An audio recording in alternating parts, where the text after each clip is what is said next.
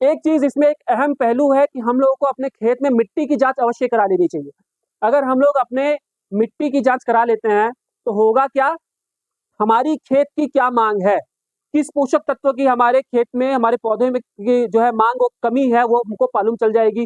किस पोषक तत्व की अधिकता है, वो हम लोगों को मालूम चल जाएगी। उसके अनुसार हम लोग अपने खेत में खाद डाल सकते हैं। होता क्या है कि हमारे किसानों के बीच में प्रतिस्पर्धा हो जाती है कि अगर आपका खेत है, आपने 2 बोरी यूरिया डाला है, तो बगल वाला किसान क्या करता है, 4 बोरियाँ यूरिया डालता है। डालता है कि नहीं डालता है? कि उन्होंने 2 बोरियाँ डाला है, तो आज हम उसमें 4 बोरी यूरिया डालेंगे।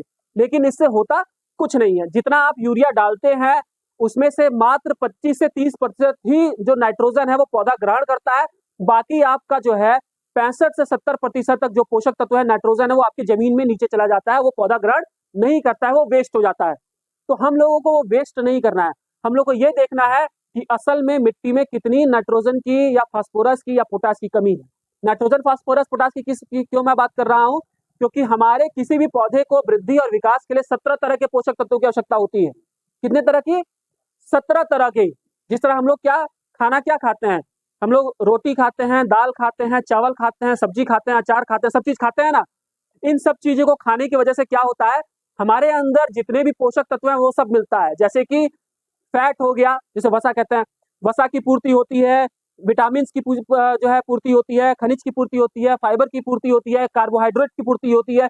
ये सब चीज़ें हमारे जब शरीर को मिलती है, तो हमारा शरीर क्या है, सुचारू रूप से काम करता है। इसी तरह पौधे को भी सुचारू रूप से काम करने के लिए या उसका ज़्यादा उत्पादन देने के लिए 17 तरह के पोषक तत्वों की आवश्यकता होती है। लेकिन क्या हम उनको 17 पोषक तत्व दे रहे हैं? नहीं दे रहे हैं। हम लोग उनको क्या दे रहे हैं? सिर्फ 2 तरह का खाद दे रहे हैं। कौन-कौन सा खाद दे रहे हैं? सिर्फ हम लोग नाइट्रोजन और फास्फोरस दे रहे हैं, यानी कि यूरिया और डाई, 2 ही तरह के खाद हैं जो कि अपने खेत में डाल रहे हैं। एक यूरिया डाल रहे हैं और एक डाई डाल रहे हैं, डीएपी डाल रहे हैं हम लोग। इससे क्या मिलेगा? जो यूरिया डालेंगे उससे नाइट्रोजन मिलेगा और जो हम लोग डाई डालेंगे या डीएपी डालेंगे उससे नाइट्रोजन और फास्फोरस मिलेगा। कुल मिलाकर के 2 ही पोषक तत्व अपने खेतों में हम लोग शुरू से देते आ रहे हैं। लेकिन 17 पोषक तत्व, यानी कि जो इसके बाद अलावा जो 15 पोषक तत्व बच गए, क्या वो हम लोग अपने खेत में देते हैं? कतई नहीं देते हैं। तो इससे हमारी बढ़वार या जो हमारा उत्पादन है वो कैसे बढ़ेगा? नहीं बढ़ेगा। और जो हमारी जो धरती की उर्वरा शक्ति है वो खत्म हो जाएगी। वो शक्ति जो है वो खत्म हो जाएगी। हम लोग अपने खेत में एक तरह से हमने कुआं खोदा हुआ है और उस कुएं में हम लोग क्या भर रहे हैं? सिर्फ नाइट्रोजन और फास्फोरस, यूरिया और डाई, यानी कि डीएपी। सिर्फ यही चीज हम लोग खाली भरते चले जा रहे हैं, भरते चले जा रहे हैं, भरते चले जा रहे हैं। इसके अलावा हम लोग उसको कुछ नहीं दे रहे हैं। तो जो 17 पोषक तत्वों की मैं बात कर रहा हूँ, चाहे आपका वो कार्बन, हाइड्रोजन, ऑक्सीजन हो, नाइट्रोजन, फास्फोरस, पोटास हो, कैल्शियम, मैग्नीशियम हो, सल्फर हो, कोबाल्ट हो, जिंक हो, आयरन हो, मैग्नीज हो, मैग्नीशियम हो, ये सारे पोषक तत्व हम लोगों को अपने खेत में देना है। समझ गए ना बात को? ये सब हम लोग को देना है। लेकिन उससे पहले हम लोग को क्या करना है? मिट्टी की जांच करवा लेनी है। मिट्टी की जांच आप कर देंगे तो आप लोगों को एक मृदा स्वास्थ्य कार्ड यानी कि सॉइल हेल्थ कार्ड मिलेगा। उस कार्ड पे लिखा रहेगा कि आपके खेत में इस पोषक तत्व की कमी है और इतनी मात्रा में आप डालिए। यूरिया अगर आपने दिया हुआ है तो लिख देगा कि नाइट्रोजन आपके यहाँ खेत में इतना है, अब इससे अधिक देने की आवश्यकता नहीं है। या फास्फोरस आपके खेत में इतना है, इससे ज़्यादा मत दीजिए। पोटास आपके खेत में कमी है, इतनी मात्रा में पोटास अपने खेत में डालिए। तो पूरा रिपोर्ट कार्ड वो बन करके आपके सामने आ जाएगा। उसके अनुसार आप अपने खेत में खाद डालेंगे। पड़ोसी को देख करके नहीं डालेंगे कि ये 2 बोरी डाल रहा है तो 4 बोरी हम लोगों को डालना है। इस तरह का काम नहीं करेंगे। हम लोग जो हमारे पास रिपोर्ट कार्ड रहेगा, जो हमारी धरती की मांग होगी, जो हमारे खेत की मांग होगी, जो मिट्टी की मांग होगी, हम लोग बस उसी मांग को पूरी करेंगे।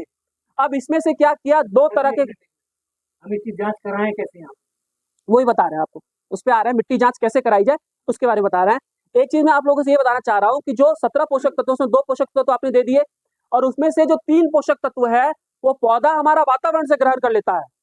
कैसे? कार्बन, हाइड्रोजन, ऑक्सीजन, 3 तरह की गैस होती है। वो कार्बन, हाइड्रोजन और ऑक्सीजन जो पोषक तत्व है वो पौधा हमारा जो है आसपास के वातावरण से खुद ही ले लेता है। चाहे पानी के रूप में, पानी में क्या होता है? पानी में H2O, हाइड्रोजन और ऑक्सीजन होता है।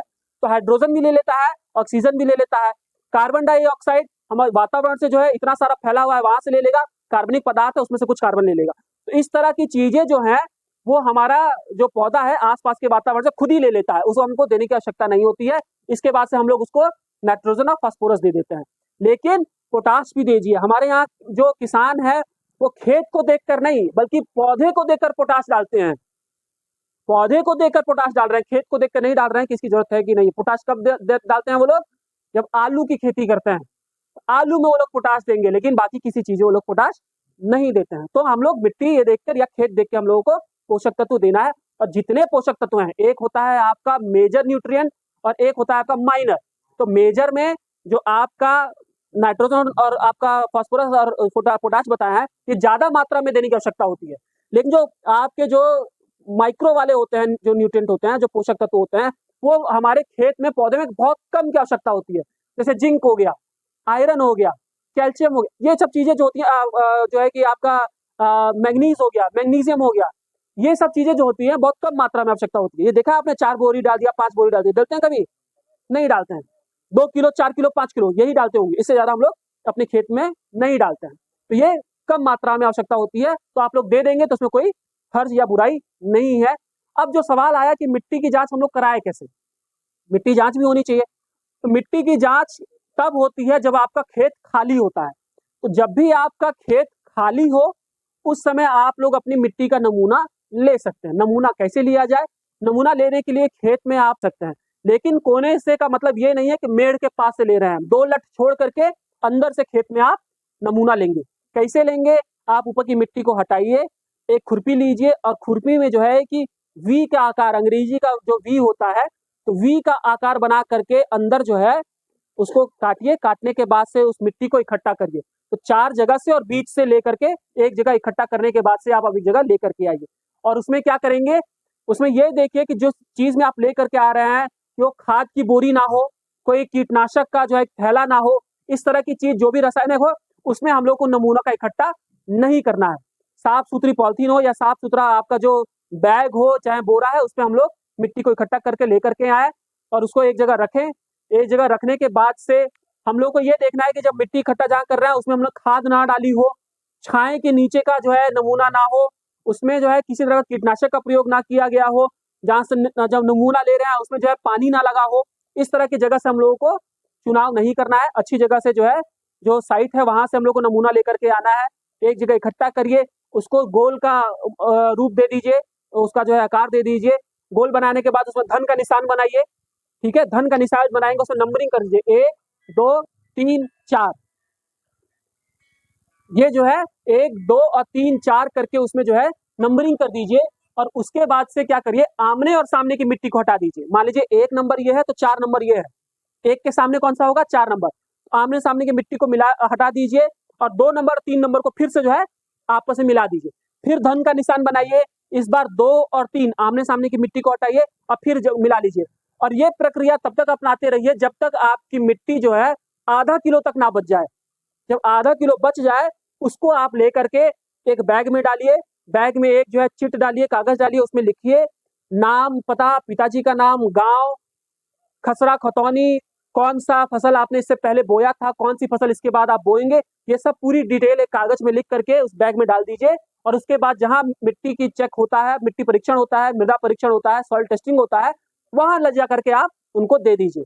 अब कहा